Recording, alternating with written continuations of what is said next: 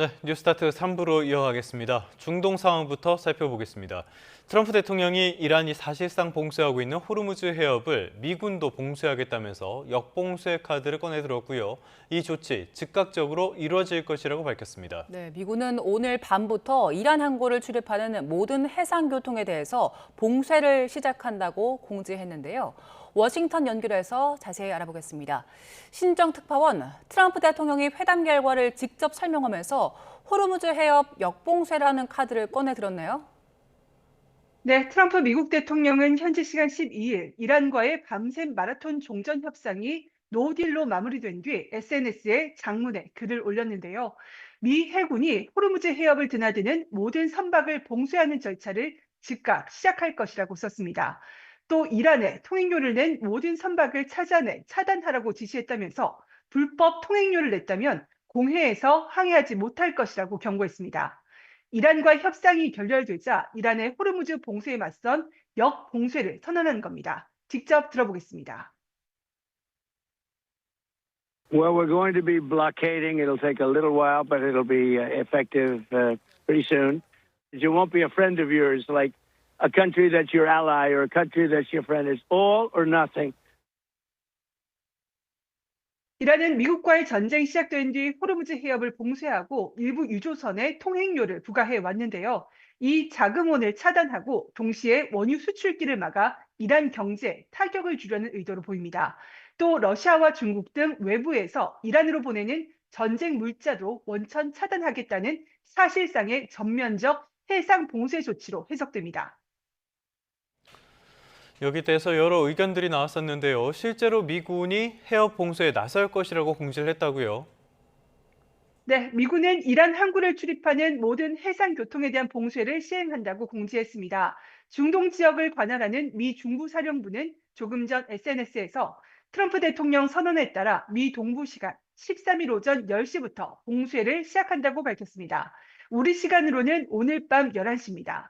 미 중부사령부는 이번 봉쇄는 아라비아만과 오만만에 위치한 모든 이란 항구를 포함하며 이란 항구와 연안 지역을 드나드는 모든 국가 선박에 대해서 차별 없이 적용된다고 설명했습니다.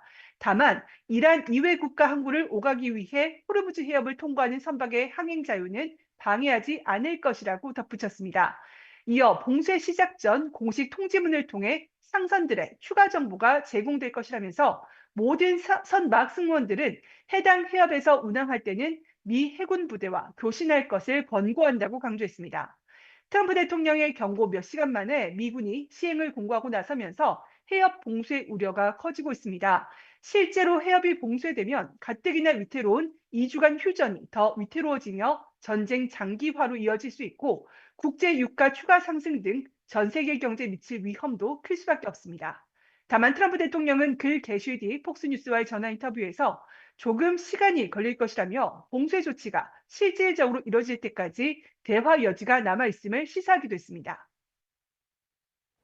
네, 트럼프 대통령이 이렇게 압박 강도를 높이면서도 대화 여지를 두고 있는데 이건 협상 재개를 기대하고 있는 걸까요? 네, 트럼프 대통령은 이란과 협상이 막판으로 가면서 매우 우호적이었다면서 대부분 사항이 합의됐다고 말했습니다.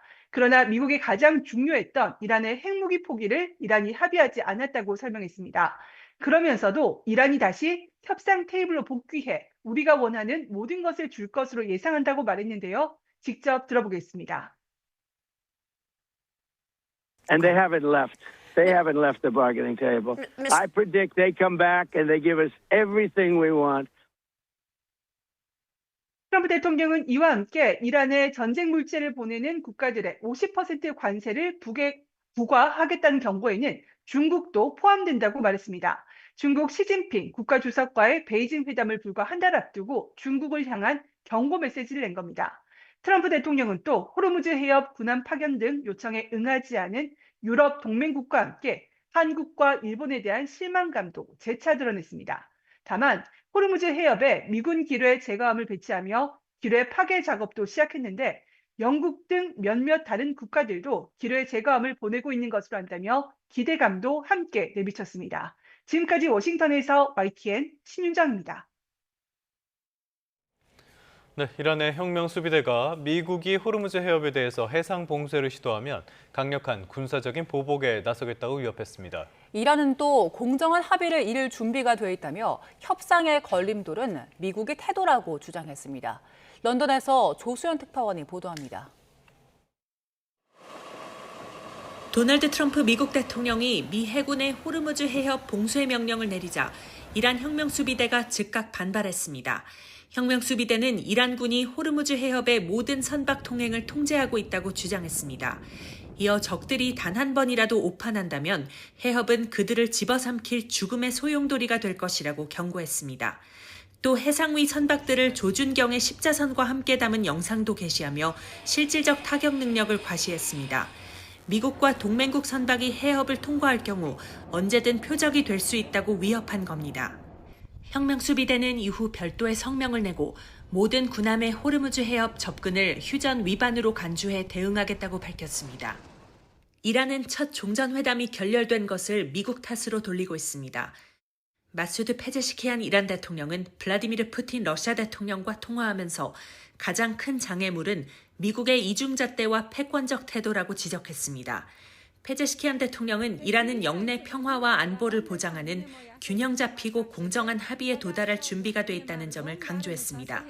그러면서 미국이 국제법을 준수한다면 합의 도달은 불가능한 일이 아니라고 덧붙였습니다. 푸틴 대통령은 이란을 두둔하면서 중동 평화를 위한 중재 노력을 지원할 뜻을 나타냈습니다.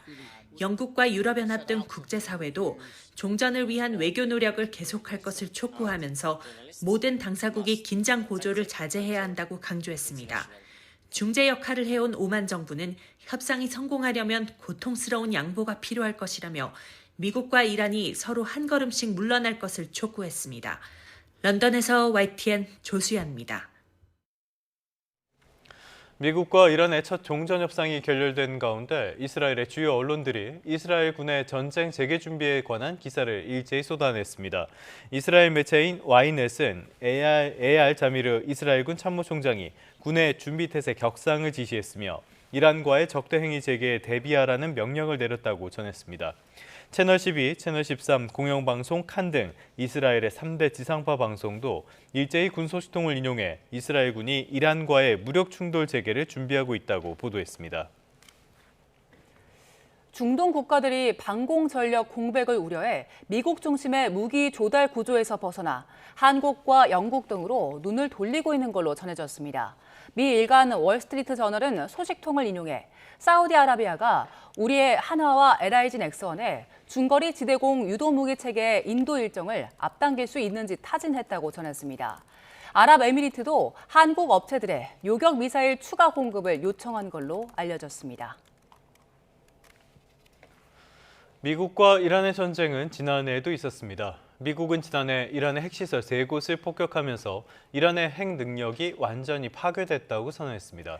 하지만 9달이나 지난 지금까지 이란의 핵 포기 약속을 요구하고 있어서 오히려 전쟁 전보다 이란의 목소리가 커질 수 있다는 관측도 나옵니다. 신호 기자가 보도합니다. 지난해 6월 미국은 이란의 핵시설 3곳을 벙커버스터로 초토화했습니다. 트럼프 대통령은 엄청난 성공이라고 자평했습니다. Iran's key nuclear enrichment facilities have been completely and totally obliterated. 이란의 농축 우라늄이 제한적 피해만 입었을 수 있다는 언론 보도에는 법적 대응을 경고했습니다. CNN, which is back there, believe it or not, wasting time, wasting it. Nobody's watching them. And the New York Times, they put out a story that, well, maybe they were hit, but it wasn't bad. Well, it was so bad that they ended the war. It ended the war.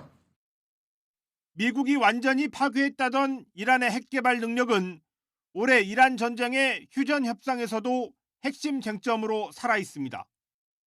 But the simple fact is that we need to see an affirmative commitment that they will not seek a nuclear weapon and they will not seek the tools that would enable them to quickly achieve a nuclear weapon. 미국은 여전히 지난해 이란 핵시설 폭격이 성공적이었다는 입장입니다. 하지만 지난해와 올해 2차례나 이란 핵 인프라를 공격한 뒤에 갖는 휴전 협상에서도 핵 포기를 요구하면서 스스로 신뢰도를 떨어뜨렸습니다. 국제원자력기구는 이란이 고농축 우라늄 440kg을 여전히 보유하고 있고 절반이 이스파한의 지하 터널에 보관된 것으로 파악하고 있습니다. 영국 일간 가디언은 이란이 올 초 핵 협상에서 고농축 우라늄의 농축 수준을 낮추고 농축 활동을 3에서 5년 동안 중단하겠다는 제안을 내놔 중재국도 놀라운 양보로 평가했다고 지난달 보도했습니다. 미국의 반복된 공격에도 핵 개발 능력을 잃지 않았다면 전쟁 전 핵 협상 때보다 이번 휴전 협상에서 이란의 요구 수준이 높아질 수 있다는 전망도 나오고 있습니다. YTN 신호입니다.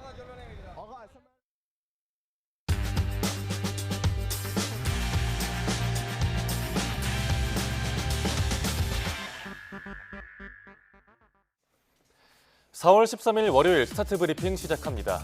먼저 글로벌 항공유 대란 우려를 다룬 조선일보 기사 보겠습니다. 유럽에선 3주가 고비란 말까지 나왔다고 하네요.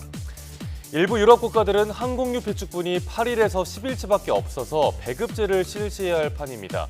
항공유는 규정이 까다로운 탓에 대량 장기 저장이 어려운데요. 중동 전쟁이 끝나도 공급망 복구에 최소 몇 달은 걸릴 거란 얘기가 나옵니다. 항공유 값은 배럴당 $200를 넘겨서 이미 전쟁 전보다 2배 넘게 올랐습니다. 우리나라는 항공유 수출 1위국이지만 직격탄을 피하긴 어려운데요. 원유를 모두 수입에 의존하고 있고 그 상당량은 호르무즈 해협을 통과해서 오기 때문입니다. 항공유를 많이 생산하고 수출한다고 해서 국내 항공사가 저렴하게 쓸 수 있는 구조가 아닌 거죠. 항공유 가격이 오른 데다 달러 강세까지 겹쳐서 항공사들은 비상이 걸렸는데요. 업계 전체가 사실상 비상 경영에 돌입한 상황입니다. 다음으로 석유 최고가격제 시행해서 가격 폭등을 막았더니 되레 소비가 늘었다는 경향신문 기사 보겠습니다. 어제 오후 4시 기준 전국 평균 휘발유 값은 1,992.69원, 확실히 상승세는 한풀 꺾인 모양새입니다. 그런데 휘발유와 경유 판매량은 반대로 증가했습니다. 업계 관계자의 말을 빌리면 기름을 아끼자면서 더 팔고 있는 우스꽝스러운 상황입니다. 배경을 보면 정부가 석유 제품 가격을 통제할 때, 즉 쌀 때 사자는 심리가 작용했다는 분석입니다. 문제는 석유 제품 소비 증가가 정부의 에너지 절약 정책과 정면으로 부딪힌다는 거죠. 정부의 가격 개입이 길어지면 수요 관리가 되지 않을 거란 우려도 함께 나옵니다. 이어서 볼 기사는 세계 각국 중앙은행들이 금 보유를 점차 늘리고 있다는 내용인데요. 큰 손들이 다시 움직이는 배경이 뭔지 국민일보가 정리했습니다. 지난 1월 전 세계 중앙은행이 순매입한 금 규모는 5톤, 2월부터는 27톤으로 늘리면서 매수세가 되살아났습니다. 특히 중국은 17개월 연속 금 보유량을 늘려가고 있습니다. 이런 흐름의 배경으로는 먼저 달러 의존도 낮추기가 꼽힙니다. 또 금은 정치와 신용 리스크에서 비교적 자유로운 대표적인 안전자산이기도 하죠. 위기 국면에선 해지 자산, 즉 위험 회피 수단 역할을 하면서 금 보유량을 늘리려 한다는 분석입니다. 한국은행도 13년 만에 금 투자 재검토에 나섰는데요. 외환 보유 포트폴리오에 금 ETF를 편입하는 방안을 논의하고 있습니다. 끝으로 볼 한겨레 신문 기사는 소비자들이 배신감을 느낄 내용인데요. 시중에 판매되는 정량 표시 상품 4개 중에 1개가 정량보다 덜 담겼다고 합니다. 산업부가 정량 표시 상품 1,002개를 대상으로 조사해봤는데 전체 25.1%가 내용량 평균값이 표시량보다 적은 걸로 나타났습니다. 법적 허용 오차를 넘긴 제품이 3%였고요. 냉동 수산물과 해조류, 간장, 식초류 순으로 부적합 상품 비율이 높았습니다. 평균 내용량이 표시량보다 적은 품목군은 음료류와 주류가 약 45%로 가장 많았는데요. 산업부는 일부 업체가 허용 기준 내에서 내용량을 낮추면서 제도를 악용하고 있다고 분석했습니다. 정부는 이런 문제를 해소하기 위해 평균량 기준을 도입할 예정이고요. 정량 표시 상품 연간 조사 물량도 대폭 늘려서 사후 관리 역시 강화할 방침입니다. 4월 13일 아침 신문 살펴봤습니다. 지금까지 스타트 브리핑이었습니다.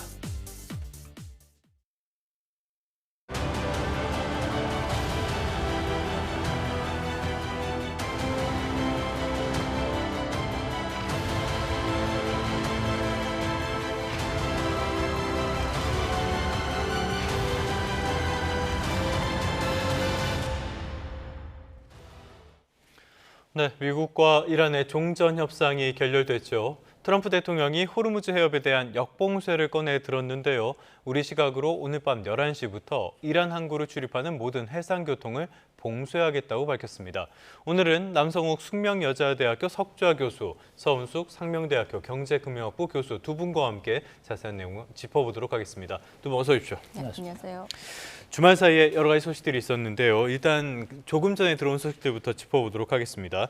트럼프가 이 협상 결렬 이후에 호르무즈 해협 역봉쇄 카드를 꺼내 들었는데 이거를 현실화할 건가 봐요. 우리 시각으로는 오늘 밤 11시부터 역봉쇄를 하겠다 밝혔는데 이 의미는 뭘로 봐야 됩니까? 일단은 회담이 결렬된 데 대한 미국의 대응 카드를 꺼내드는 것으로 볼 수 있습니다. 예. 사실은 49년 만에 대면 협상 회담을 미국과 이란이 가졌는데 21시간 1박 2일의 회담으로 문제를 깔끔하게 해결하는 기대는 사실상 처음부터 너무 큰 기대였습니다. 예. 트럼프 대통령은 UFC 경기를 보면서 제이드 벤스 부통령과 통화를 하면서 협상을 진두지휘했지만 당신의 뜻대로 되지 않음으로써 봉쇄 카드에 대해서 역봉쇄 카드를 제기를 했습니다. 사실 이번 회담은 3대 쟁점이 너무나도 복잡하고 어려운 문제였습니다. 일단 호르무즈 해협의 완전하고 자유로운 통행을 개방하는 문제는 이란이 수용하기 어려운 카드였고요. 또 핵 문제, 이란은 전 세계적으로 우라늄 농축량이 세계 1, 2, 3에 가까운 나라입니다. 네. 그런데 이 핵 농축에 대한 평화적 이용도 금지하는 내용 역시 이란이 받아들이기 어렵고요. 이란 자산에 대한 미국의 어떤 제재라든가 봉쇄에 대해서 완화를 해야 되는데 이 문제 역시 쉽지 않은 문제죠. 그렇기 때문에 사전에 상당한 조율이 있는 상태에서 협상이 이루어졌어야 되는데 파키스탄이 중재를 나섰지만 3대 쟁점이 너무나 이견이 컸기 때문에 조율 없이 일단 만난 거죠? 예. 무작정 만났다라는 표현은 너무하지만 기존의 15개의 제안 또 10개의 역제안들을 주고받으면서 접점을 찾기 어려운 상황에서 일단 양측이 전쟁 피로감으로 만났는데 협상이 노딜로 끝남으로써 앞으로 21일까지 이제 한 열흘 정도 남아 있는 상황인데 상당히 어두운 전망이 나올 수밖에 없습니다. 알겠습니다. 자, 이렇게 되면은 당장 걱정이 되는 거는 오늘 우리 증시 그리고 국제 유가 이런 부분들인데요. 상당히 타격을 받을 수밖에 없겠어요. 네, 당연히 이제 유가 부분은 다시 이제 반등을 하기 시작을 했고요. 주식시장은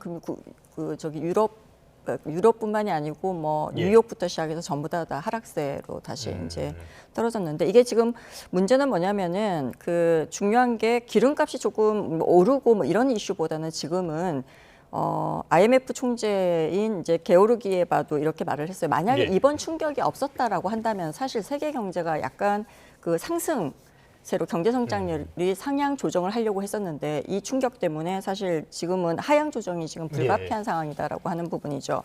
지금 이제 유가가 상승하면서 물가 압력이 굉장히 확대가 되고 이게 결국은 금리 인하를 지금 지연시키고 있는 문제가 가장 크거든요. 그렇죠. 이게 결국은 성장 둔화라는 경로를 지금 타게 되는 상황이 발생을 하는 거죠. 그래서 IMF가 발표한 내용에 의하면 에너지 가격이 장기간 오르면 물가 전망도 당연히 높아지겠죠. 그죠? 근데 이제 우리가 수치로 한번 보면 에너지 가격이 10% 올라서 그 상태가 1년 이상 만약에 지속이 된다면 물가가 0.4%포인트 정도 상승할 것이라고. 그러니까 물가 상승은 지금 어쨌든 우리가 받아들일 수밖에 없는 상황이고 그러다 보니까 대부분의 중앙은행들은 금리 인하를 지금 못하고 있는 상황이거든요. 이게 경제가 굉장히 안 좋은 상황인데 그래서 다시 말하면은 경기는 안 좋고 물가는 지금 오르고 있는 이제 스태그플레이션 우려를 지금 하고 있는 거죠. 그러니까 1970년대처럼 스태그플레이션에 지금 들어갔다라고 보기는 좀 어렵고요. 사실은 스태그플레이션 위험이 좀 짙어지고 있다라고 말하는 게 맞을 것 같아요.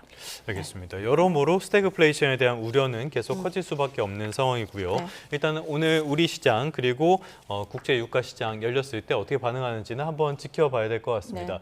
자, 그런데 교수님 말씀해 주신 것처럼요. 지금 미국 내에서도 물가가 비상이란 말이죠. 전국의 휘발유가 평균 가격이 갤런당 4.125달러까지 올라서 굉장히 마지노선을 넘었다 이런 평가가 나오는데 이런 상황에서 트럼프가 정말 여기를 봉쇄할 수 있을까요? 양쪽이 다 봉쇄하면은 완전히 틀어막혀서 아무것도 못하는 거잖아요. 네, 오늘 밤 11시라는 데드라인을 또 발표를 했는데 지금까지 뭐 숫자 데드라인은 트럼프 대통령이 제가 기억하기로 한 6차례 정도 발표를 했기 때문에 네. 오늘 밤 11시에 꼭 네. 뭐 군함을 동원해서 함정을 동원해서 봉쇄를 한다라는 가정은 아직은 조금 이르다고 보고요. 예. 트럼프 대통령은 이런 표현을 썼습니다. 이란이 우리가 원하는 협상안을 가지고 올 네. 것이다. 우리는 이미 승리했다라는 표현을 쓰고 정신 승리입니까? 또 뭐 예. 본인 입장에서는 전투에서 이미 승리를 했기 때문에 협상이 잘 안 풀리니까 조금 신경질적인 반응을 보였죠. 협상이 예. 타결되든 안 되든 좋다. 우리는 이겼다라는 이제 표현을 썼습니다. 그런데 이제 이 호르무즈 해협에는 통과하는 실질적인 영역은 39km에서 기뢰가 없는 안전 해협은 한 3 내지 5km를 보거든요.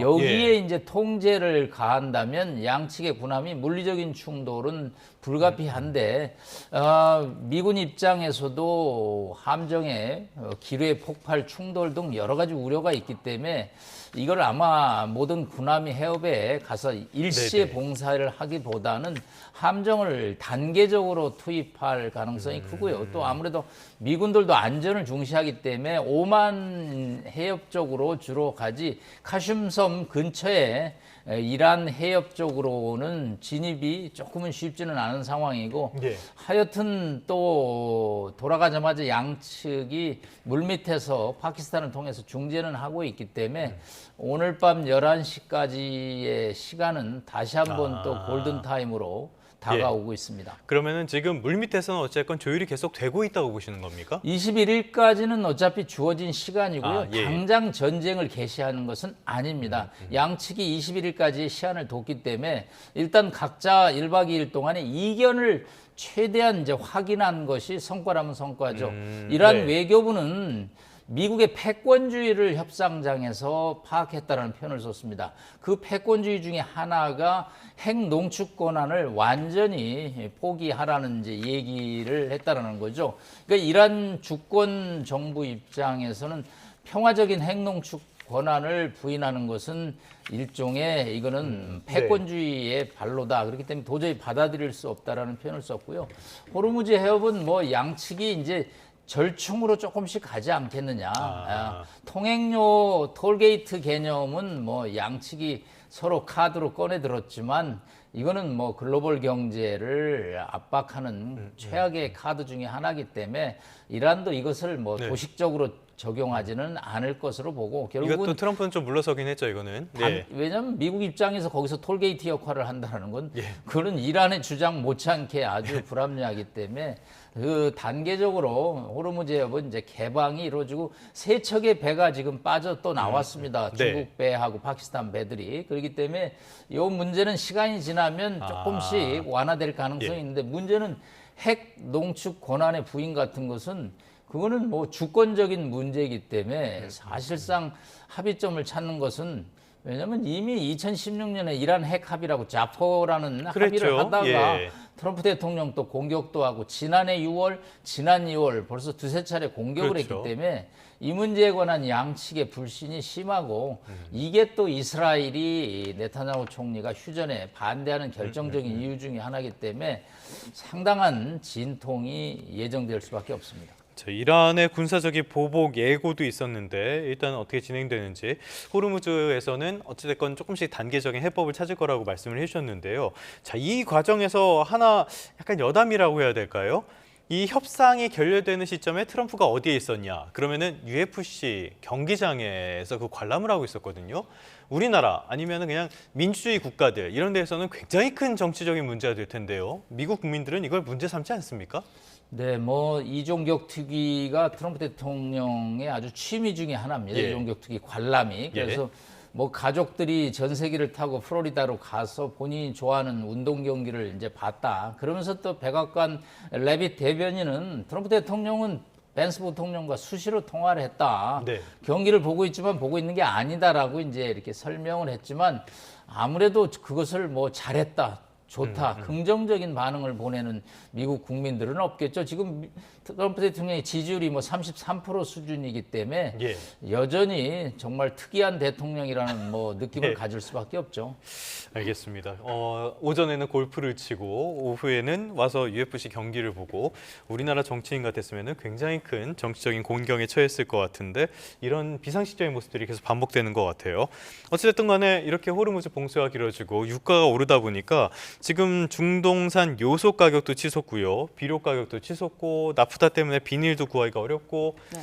저는 주말 동안에 또 쓰레기 봉투를 구하는데 또 실패를 했는데요. 이런 모습들 계속 문제가 되고 있습니다. 네. 이렇게 오른 물가가 뉴 노멀이 되고 식탁 물가, 우리 먹거리 물가까지 다 올리게 될 가능성 이런 것들은 어떻게 보십니까? 지금 이제 우선은 우리가 보면은 그 비료가 요소 비료라고 부르죠. 예. 이게 이제 원재료 자체가 천연가스를 가지고 이제 만드는 거단 말이에요. 예. 그러니까 단순히 우리 어떻게 보면은 곡물이 못 움직인다 이런 수준이 아니고, 그러니까 비료 생산에 들어가는 천연가스하고 중동 공급망 자체가 지금 흔들리고 있기 때문에 이제 이 부분에 대해서는 결국은 지금 당장 뭐 이렇게 농산물 가격에 직접적으로 영향을 미치고 이런 거는 좀 공급 자체는 이미 이제 농식품부도 어느 정도 확보를 하고 있다라고 이제 얘기를 하고 있기 때문에 7월까지는 지금 어느 정도 확보를 하고 있다고 했거든요. 근데 문제는 뭐냐면 이게 몇 달 뒤에 파종과 그다음에 그 수확 다시 이제 이런 상황이 됐을 때 이제 훨씬 더 위기 상황이 올 가능성이 크고 예. 보통 이 원재료 가격이 이제 오르기 시작하면서 생산자 물가가 오르기 시작하고 결국은 소비자 물가에 영향을 미치는 결국은 식품 가격으로 전이되는 거는 시간이 좀 걸리겠죠. 근데 결국은 지금 우리가 볼 때는 지금 물가 위기보다는 현재 위기보다는 앞으로의 위기가 훨씬 더 크다라고 이제 예. 생각을 해야 되겠죠. 그래서 그 부분이 굉장히 우려되는 상황이라고 볼 수가 있을 것 같아요. 네. 그럼 말씀하신 것처럼 앞으로가 더 우려가 된다면은 역시 통화 정책에서 어떤 선택을 하는 게 쉽지 않은 그런 네. 상황이 될 수도 있을 것 같습니다. 이창용 총재의 마지막 금융통화위원회 한국은행 지난주에 있었는데 기준금리를 2.5% 유지를 했고요. 지금 미국에서도 기준금리를 더 낮출 수 있는 가능성 굉장히 낮게 보고 있습니다. 네, 다음 그렇습니다. FOMC에서도 네. 98% 이상 동결 정도를 네, 점치고 있는데 이러다가 하반기쯤 가면은 금리 인상하게 되는 거 아니에요? 그러니까 이제 우리가 볼 때 그 지금 한국은행 입장이나 세계 대부분의 중앙은행 입장에서는 선택지가 별로 없어요. 그러니까 어떻게 보면은 이제 물가를 잡으려고 금리를 올리게 되면 성장 둔화를 더 가속화시키고, 예. 그러니까 성장을 좀 촉진시키려고 하면은 물가가 가속화시켜서 올라가는 지금 유가에도 올라가기 시작하는데 물가가 더 올라가는 그런 상황이다 보니까 이번 같은 경우에도 한국은행이 아마 2.5%로 동결할 예. 거라는 건 시장이 100%다 그렇게 예측을 그러니까 한 내릴 거죠. 수도 없고 올릴 수도 없는 네, 상황. 근데 이제 예. 문제는 뭐냐면은 앞으로 우리가 이제 한국은행 대부분의 그 중앙은행들은 이렇게 생각을 해요. 그러니까 금리를 올려서 소비가 위축되고 투자가 위축되는 거는 단기적인 고통이다. 근데 장기적으로 예. 보면은 물가가 올라서 통화 가치가 하락하는 거는 훨씬 더 큰 고통이다라고 보고 있는 거죠. 그 말은 뭐냐면 물가를 안정시키는 네. 거에 훨씬 더 중앙은행은 초점을 두고 있다라고 우리가 그러니까 정책을 펼칠 때 네. 그 원리를 그쪽에다 좀 두고 있기 때문에 한국은행의 지금 가장 큰 이슈 중에 하나는 기대 인플레이션을 잡는 거예요. 물가가 앞으로 올라갈 거라는 거를 좀 잡아주는 거거든요. 그런 차원에서 물가가 계속 지속적으로 올라가서 이 위험이 굉장히 커지게 되면은 어떻게 보면 금리 인하가 아니고 인상 할 수 있는 이게 통화 정책이 좀 긴축되게 만들 수 있는 그러한 부분도 배제하기는 힘들다라고 우리가 생각을 해야 되겠죠. 말씀하신 것처럼 한국은행법 1조 1항을 봐도 물가 네. 관리를 최우선 네. 과제로 삼고 있기 그렇습니다. 때문에 네. 앞으로의 통화 정책도 관심을 갖고 지켜볼 필요가 있겠습니다. 결국에는 전쟁이 빨리 끝나주는 게 제일 좋을 수밖에 없는데요. 여기에 또 걸림돌이 되는 게 역시 이스라엘입니다. 이스라엘이 지금 레바논에 대한 공습을 계속하고 있고요. 간밤에는 이란과의 전쟁 재개도 준비하고 있다라는 소식까지 전해졌거든요. 이스라엘의 이런 움직임은 어떻게 봐야 됩니까? 이게 상당히 미묘한 문제입니다. 예. 지금 이재명 대통령까지 이 이스라엘과의 관계를 언급해가지고 복잡해지고 있는데 이스라엘 입장에서는 그레이트 이스라엘이라는 개념이 있습니다. 예. 지금 우리가 중동 지도를 보면 이스라엘이 굉장히 작죠. 이거를 상당 부분 넓히겠다라는 일종의 네. 뭐 성경 개념에서 유래했다고는 합니다. 자, 그러자 보니까 이제 가장 1차 위협인 이제 이 헤즈볼라 레바논의 반군을 완전히 초토화시키는 과정을 이제 연상하고 있고요. 또 이란이 핵을 갖는 것은 핵을 지금 유일하게 갖고 있는 이스라엘 입장에서는 도저히 용납할 수 없는 사항들이죠. 그렇기 때문에 또 네타냐후 총리 국내 정치적으로도 지금 전쟁 끝나자마자 재판 받아야 하거든요. 부정부패. 그렇죠. 이런 여러 가지 복잡한 문제가 얽혀있는 상태에서 가장 휴전을 반대하는 사람, 그리고 어제 휴전이 노딜로 끝난 것을 가장 환호한 사람 중에 하나가 네타냐후 총리가 아니겠느냐.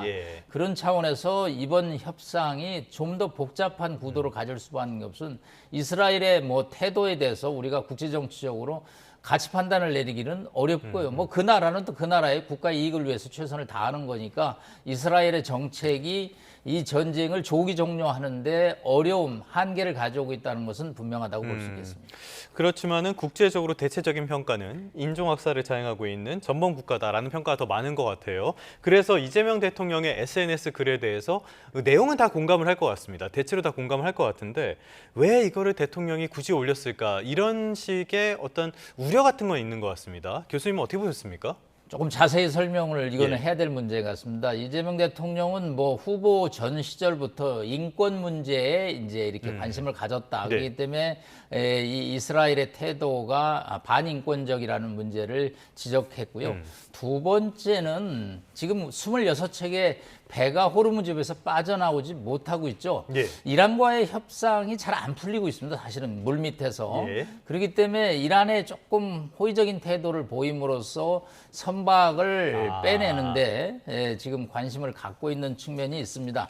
다만 이제 이 표현에서 SNS에 올린 표현에서 홀로코스트라는 표현을 썼습니다. 이거는 이제 유대인들 600만 명이 2차 대전 때 이제 피해를 본 건데 이스라엘 외교부의 그 성명을 제가 꼼꼼히 읽어보니까 그 단어에 발끈을 했습니다. 사실은 일본이나 뭐 여타 국가들도 이 이스라엘의 반인권적 태도에 대해서 언급은 했습니다. 그러나 이제 외무성 차원이지 대통령 최고 지도자가 나와서 이 문제를 직설적으로 얘기한 데서 이스라엘이 이제 굉장히 충격을 받았다고 그래요. 그래서 컨뎀네이션이라는 단어를 씁니다.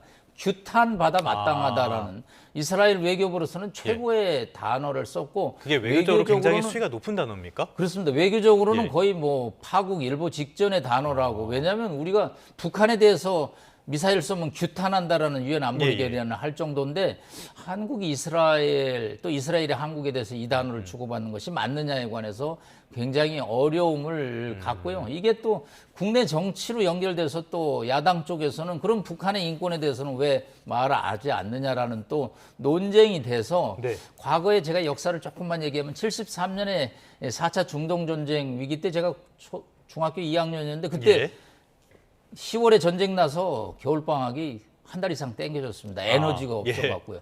그때 이제 박정희 대통령이 친이스라엘 정책에서 친사우디, 친중동국가 정책으로 바뀌었습니다. 그래갖고 이스라엘이 서울에 대사관을 철수해갔고요.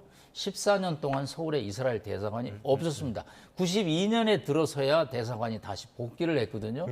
그래서 이번 사태로 인해서 또 이스라엘에 있는 우리 교민, 또 이스라엘 많은 업체들이 진출해 있는데 대통령의 계산이 굉장히 복합적이긴 하지만 전쟁 중에 어떤 당사자 문제에 개입하는 것은 매우 신중해야 되지 않냐는 제 말씀을 드리고 싶습니다. 지금까지 우리가 이스라엘의 문제에 대해서 거론을 하면서도 이렇게 직접적으로 안 했던 이유가 있는 거니까요. 이 부분은 앞으로의 진행 상황을 좀 지켜볼 필요는 있겠습니다.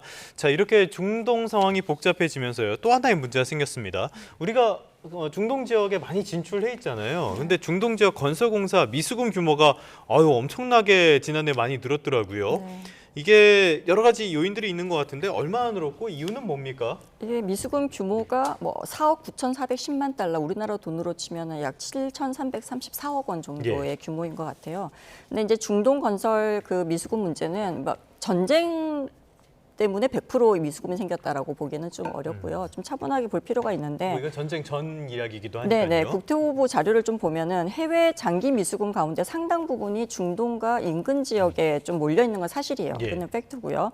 특히 이제 이라크와 이란 비중이 상대적으로 굉장히 컸고요. 그러니까 5년 이상 회수되지 않은 악성 미수금도 적지 않았고요. 근데 뭐 이거 조금 전에 말씀드린 것처럼 전쟁 탓이라고 다 단정하기는 굉장히 어렵고요. 이제 국토부가 정산 분쟁과 이제 발주처 재원 부족도 지금 주요 원인으로 보고 있어요. 네. 예, 근데 더 좀 우리가 봐야 되는 거는 지금은 과거 미수금 자체보다는 앞으로 회수 지연이 더 이제 길어지겠죠. 더 문제 상황이 때문에 나빠질 그렇죠. 것이다. 그리고 신규 예. 발주도 위축될 가능성이 굉장히 크기 때문에 이게 훨씬 더 큰 위험으로 다가올 가능성이 크다라는 그 부분을 좀 새로운 국면으로 좀 봐야 될 것 같습니다.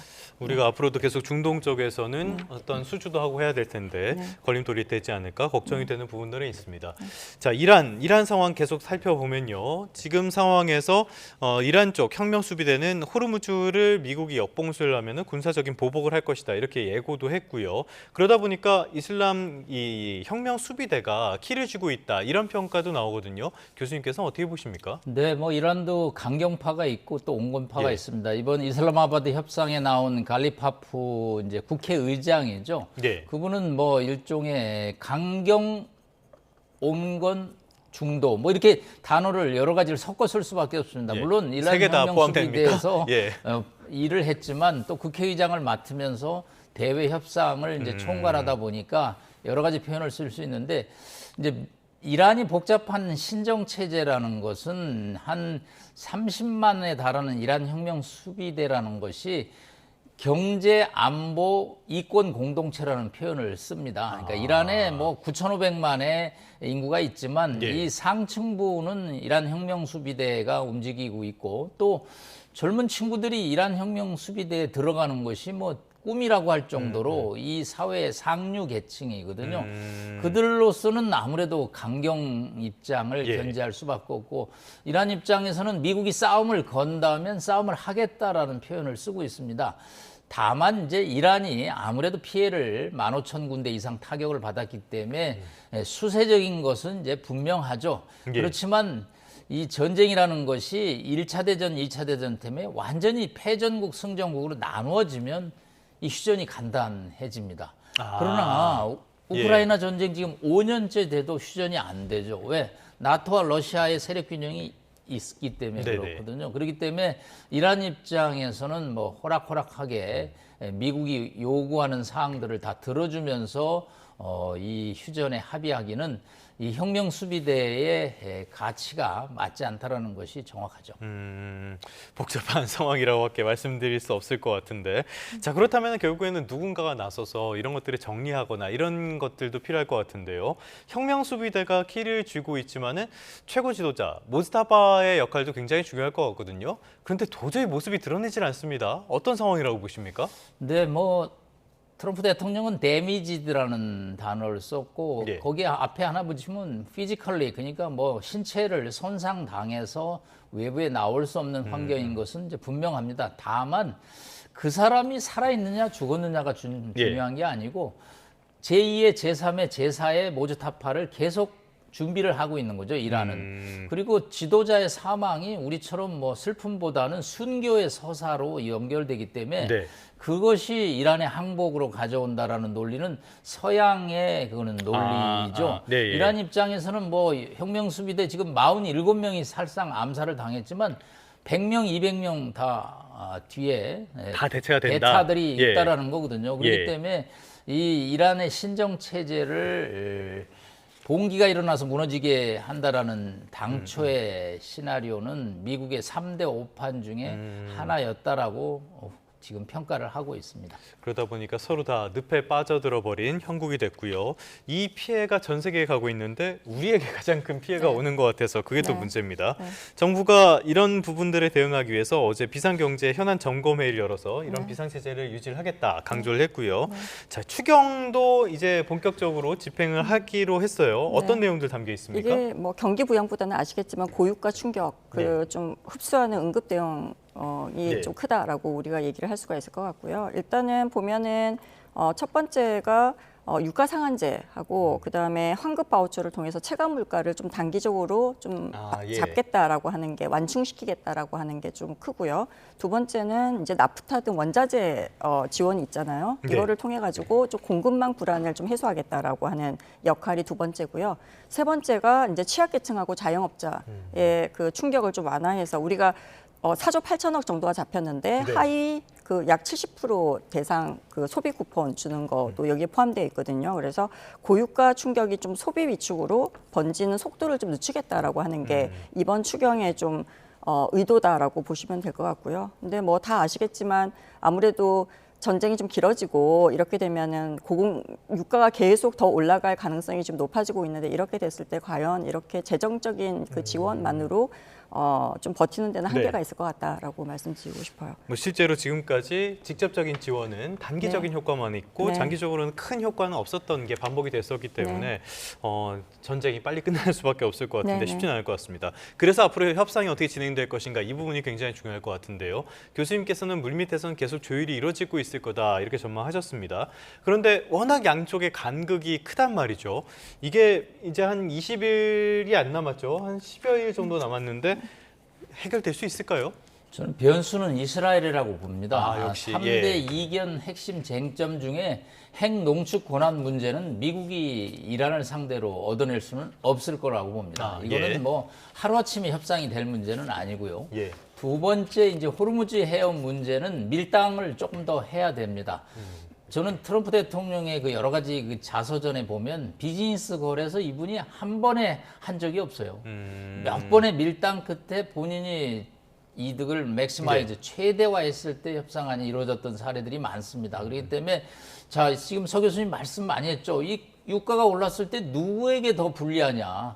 결국은 미국 역시 불리하거든요. 그렇죠. 예. 그렇기 때문에 협상을 몇 번의 밀당 끝에 호르무즈 해협을 일종의 평화적으로 이동하는 선은 또 약간의 경제적 이득만 보장해주면 이란의 네. 혁명 수비대도 이걸 본인들의 지금 해군력으로 완전히 봉쇄할 수는 없거든요. 그렇기 때문에 요거는 시간이 걸리지만 가능하다. 네, 그다음에 네. 또 이란 자산의 봉쇄라든가 이런 거는 이란도 뭐 미국이 과연 해주겠느냐. 이거는 핵 문제와 동전의 앞뒤기 때문에 결국은 쟁점은 호르무즈 해협의 무사 통항을 어떻게 보느냐 그러는데 이거는 저는 역설적으로 경제 문제가 직결돼 있다고 봅니다. 유가가 뭐 배럴당 150달러로 가면 트럼프 대통령이 과연 협상을 계속 거부하겠느냐. 물러설 수밖에 없을 것이다. 그리고 이제 앞으로 열흘 동안 뭐 다시 한번 저는 이슬라마바드의 협상이 네. 전 세계들을 타고 올 거라고 봅니다. 미국이 얼마나 협상에 총력을 기울였는지 뭐 300명을 대표단을 모집했는데 제2차 이슬라마바드 협상을 기대합니다. 알겠습니다. 기대와 더해서 이번에는 좋은 소식이 전해지기를 바라보겠습니다. 지금까지 남성욱 숙명여자대학교 석좌교수, 서은숙 상명대학교 경제금융학부 교수 두 분과 함께했습니다. 오늘 말씀 고맙습니다. 네, 감사합니다.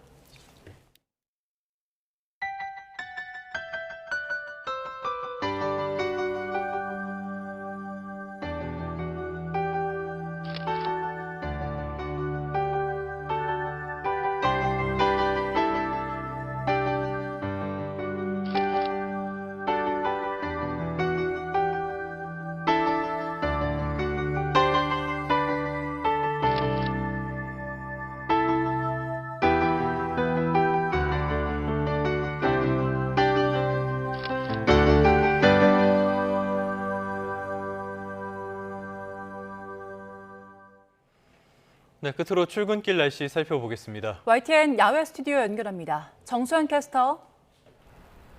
네, 정수현입니다. 네, 어제도 따뜻했는데 오늘은 올봄 들어서 가장 따뜻한 날이라고요? 네, 오늘은 어제보다 기온이 더 오르겠습니다. 오늘 서울 낮 기온이 25도까지 오르며 계절의 시계가 한 달가량 앞서겠고요. 활동량이 많다면 낮 동안 다소 덥게 느껴질 수도 있겠습니다. 네, 오늘 하늘 표정은 어떨까요? 네, 오늘 내륙 하늘은 대체로 맑은 가운데 하늘에는 구름만 가끔 지나겠습니다. 대기질도 양호해서 바깥 활동하기 좋겠지만 제주도에는 밤까지 약한 비가 이어지겠습니다. 양이 적어도 비가 내리며 도로가 미끄러울 수 있으니까요. 이 지역에 계신 분들은 미끄럼 사고를 조심하셔야겠습니다. 그럼 먼저 지역별 현재 기온부터 살펴보도록 하겠습니다. 이 시각 서울의 기온이 9.7도, 대전 8.8도, 대구 11.7도 등 어제보다 2에서 6도 정도 높게 출발하고 있고요. 한낮에는 서울과 광주가 25도, 대전과 청주 26도 등 올봄 최고 기온을 경신하는 곳이 있겠고 일교차가 15도 안팎 크게 벌어지겠습니다. 제주도와 남해안은 내일까지 비가 내렸다 그치기를 반복하겠고 그 밖의 지역은 구름만 다소 지나는 가운데 당분간 때이른 고온 현상이 계속될 전망입니다. 오늘 대체로 맑겠지만 아침까지 충남과 전북 서해안을 중심으로는 짙은 안개가 끼겠습니다. 이 지역에 계신 분들은 출근길 평소보다 차간 거리 넉넉하게 두고 안전하게 이동해 주시기 바랍니다. 지금까지 YTN 정수현입니다. 네, 4월 13일 YTN 뉴스타트 모두 마무리하겠습니다. 잠시 뒤 뉴스업이 이어집니다. 시청해주신 여러분 고맙습니다.